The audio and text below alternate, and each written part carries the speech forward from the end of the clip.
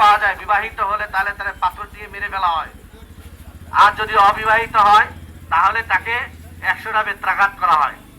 এই কিছু কয়েকটা শরীয়তের আইন থাকার কারণে সৌদি আরবের মধ্যে এত বড় রাষ্ট্র, সেখানের ভিতরে দুর্নীতি অনেকাংশেই কম।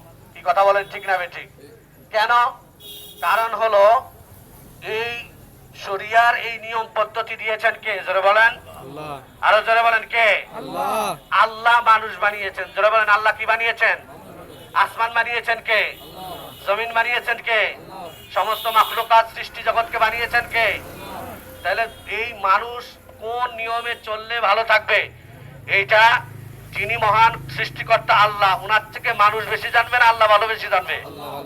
দেখেন আমার হাতে এই মোবাইলটা আছে, এই মোবাইলটার ভিতরে কিছু যিনি আবিষ্কার করেছেন একজন মানুষ, উনি যেই নিয়ম পদ্ধতিতে মোবাইলটা চালানোর জন্য ক্যাটালগ দিয়ে আছে, ওই মোবাইলটা যদি তার নিয়ম পদ্ধতির বাহিরে চালানো হয় তাহলে ডায়াল করবে কল করবে এক জায়গায়, যাবে আরেক জায়গায়, কাজ করবে না ঠিক মতো। কি কথা বলেন, ঠিক না ঠিক?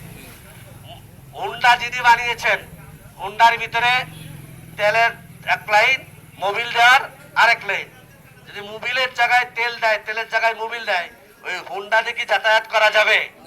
জোরে বলেন যাবে? নতুন হাট থেকে কি এই যে উল্টাপাল্টা কারবার লাইন বেলাইন এই করার কারণে এই নতুন হাট থেকে বেড়ামারা কি বসতে পারবে? কয় হাত দেওয়ার পরেই পাশে উস্তা খায় পড়া লাগবে। কথা বলেন ঠিক না বেঠিক?